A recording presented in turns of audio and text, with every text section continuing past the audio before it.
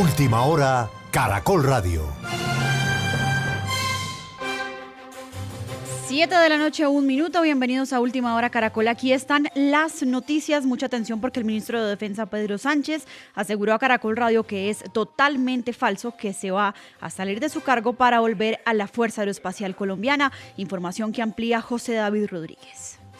María Fernanda, y es que en diálogo con Caracol Radio, el ministro fue enfático en decir que en estos momentos está enfocado en cumplir la misión que le encomendó el presidente Gustavo Petro. Por eso negó que sea falso que vaya a retornar a la Fuerza Aeroespacial. Escuchemos. Mi presente y mi futuro es como retirado. Durante 35 años tuve el inmenso honor de haber servido como militar activo a esta hermosa patria. Tomaré las armas en el momento en que se convoque a toda la reserva para hacerlo si está en grave peligro este hermoso país llamado Colombia. Pero mi tarea en este momento es cumplir la misión encomendada como ministro de Defensa, es decir, foco en la misión que tengo ahora. Incluso María Fernanda, el ministro de Defensa, al ser consultado por Caracol Radio sobre posibles cambios en la cúpula militar, señaló que no es cierto tampoco y defendió la estabilidad del mando que actualmente está en las fuerzas militares y de policía. José David, gracias. En otras noticias, el presidente Gustavo Petro le respondió al gerente del Banco de la República, Leonardo Villar, tras pedirle que baje los ánimos contra la entidad. ¿Qué fue lo que dijo el mandatario, Laura Saavedra?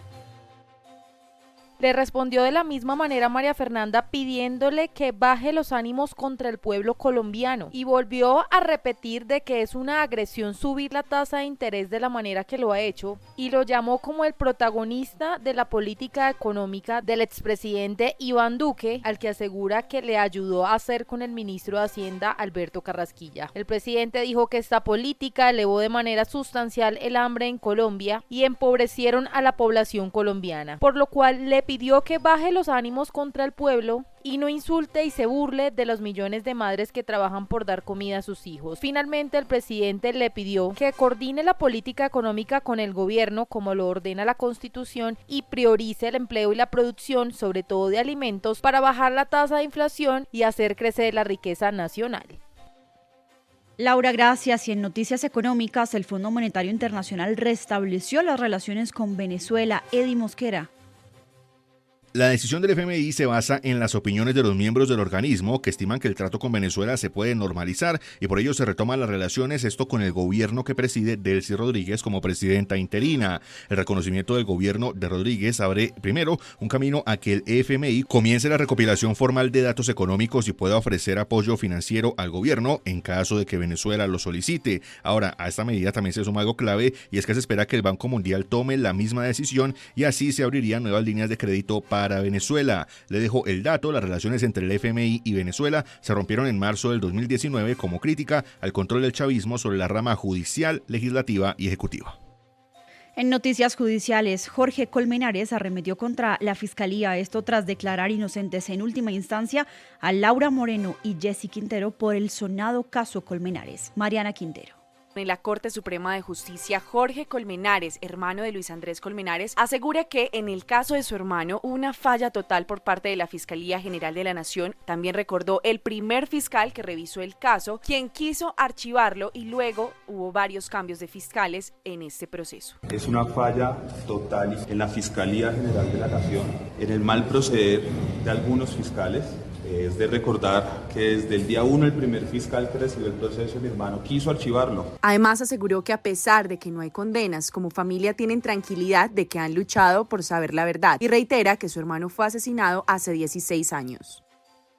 En otras noticias, en el puerto de Buenaventura, el Gobierno Nacional socializó el decreto sobre seguridad y protección marítima. Juan Carlos Díaz. El ministro de la Defensa, Pedro Sánchez, aseguró en el puerto de Buenaventura que Colombia no va a permitir que el crimen organizado siga utilizando sus mares y sus puertos como corredores de ilegalidad. Durante años, el entorno portuario y marítimo ha sido aprovechado por estructuras criminales que conectan producción, acopio, tránsito y salida de mercancías ilícitas, narcotráfico marítimo, la pesca ilegal, contrabando de armas, la trata de personas, el tráfico de especies y de manera cada vez más sofisticada, el lavado de activos. Esta seguridad y protección marítima se desarrollará con la Armada, el Ejército, la Policía y la DIAN. Gracias, Juan Carlos. La ADRES niega que tenga una deuda de más de 20.000 millones con el Hospital General de Medellín, como lo había denunciado el alcalde Federico Gutiérrez. Norbey Valle David. La administradora de los recursos del Sistema General de Seguridad Social, ADRES, respondió a las quejas del alcalde de Medellín, Federico Gutiérrez, por el no pago de la entidad a las clínicas y hospitales públicos de la ciudad, lo que está afectando a los usuarios. La entidad nacional negó que tenga activa cualquier deuda con el Hospital General de Medellín. Recordemos que el alcalde Fico manifestó que la ADRES actualmente le adeudaba 22.900 millones de pesos a este hospital, lo que fue negado por la entidad nacional, e indicó: frente a la supuesta deuda, la ADRES precisa que dentro de sus obligaciones de pago no existe deuda pendiente con esa entidad. El hospital deberá aclarar por qué aparece esta deuda en sus estados contables. La ADRES agregó que solo al Hospital General de Medellín le ha girado durante el 2026 58.000 millones de pesos. Y a propósito de salud, sigue el choque dentro del gobierno por la llegada de Daniel Quintero a la Superintendencia de Salud. El exalcalde respondió a las críticas de Carlos Carrillo, negó acusaciones sobre la Unidad Nacional de Gestión del Riesgo y lanzó nuevos señalamientos que elevan la tensión política. Juliana Jiménez. Tras su nombramiento, Daniel Quintero Calle aseguró que los señalamientos en su contra fueron falsos y una cortina de humo. Además, acusó a Carrillo de desinformar al país y de desviar la atención de presuntas irregularidades en la Unidad de Gestión de Riesgos y Desastres, incluyendo el nombramiento de un familiar de Iván Name, senador actualmente preso, y posibles hechos de corrupción. Al mismo tiempo, Carrillo, quien participó en el encuentro de coordinadores de gestión de riesgos en la ciudad de Cali, dijo que no consideraba conveniente desgastarse hablando de un oportunista y que él solo puso un trino sobre su opinión. En otras noticias, el Ministerio de las TIC anunció que, en conjunto con la Superintendencia de Industria y Comercio, definirá la hoja de ruta para ajustar el servicio de telecomunicaciones en el país. Alison Torres, buenas noches. Buenas noches, Mafe. Tras concluir las mesas de trabajo de estos 2 días con los operadores de telecomunicaciones, el Gobierno Nacional definió una hoja de ruta para mejorar el acceso y las condiciones del servicio en el país. Pues desde el Ministerio TIC indicó que se analizará estrategias comerciales que permitan ofrecer planes más flexibles, ajustados a las necesidades de cada población, pues así nos lo indicó la ministra Karina Murcia. Vamos a analizar estrategias comerciales que permita también que los planes de servicio de telecomunicaciones puedan ser unos planes que se adaptan a cada una de las poblaciones. Revisamos, por ejemplo, con Movistar, que hoy también entrega servicio de internet en los hogares, que pueda también ampliar su servicio, su cobertura. Además, se planteó la necesidad de ampliar la cobertura en zonas vulnerables y avanzar hacia tarifas más justas sin dejar de lado la calidad del servicio. Alison, gracias. En noticias de la capital, a esta hora se está desarrollando en Transmilenio un mega operativo para capturar delincuentes. Desde allí está Sebastián Herrera. María Fernanda, buenas noches, la saludo desde la estación de la calle 57. En este momento se realiza un mega operativo en varias estaciones de Transmilenio sobre la avenida Caracas. Hasta este momento, 6 personas han sido aprehendidas. Presuntamente estarían realizando hurtos a través de la modalidad de cosquilleo. Es importante mencionar que en lo corrido de 2026, 620 personas han sido capturadas en Transmilenio. Habla la coronel María Moreno, comandante del Grupo de Transporte Masivo de Bogotá. Además, se han desarticulado 28 grupos delincuenciales común organizados dedicados al hurto. Asimismo, se han realizado 78.000 comparendos por comportamientos contrarios a la convivencia ciudadana. Es importante mencionar que este mega operativo se realizará hoy hasta las 9 de la noche. Y capturan a un presunto integrante del ELN señalado del atentado contra una patrullera de la policía en el Cesar. Efraín Hernández. Se trata de alias Barbas y su captura se dio en Curumaní, en el Cesar, en el mismo municipio en donde la patrullera de la policía Soraya Montoya resultó gravemente herida tras un ataque del ELN en hechos ocurridos el pasado 24 de marzo. La policía indicó que estaría vinculado al Frente Camilo Torres Restrepo del ELN y es investigado por varios delitos, entre ellos extorsión, homicidios selectivos y reclutamiento de menores. Durante su captura se incautaron granadas, munición de fusil y material alusivo a esta estructura criminal. Esta semana, la campaña presidencial de la senadora Paloma Valencia terminó de recoger algunos apoyos clave. ¿Cuáles son? Laura Daniela Duarte.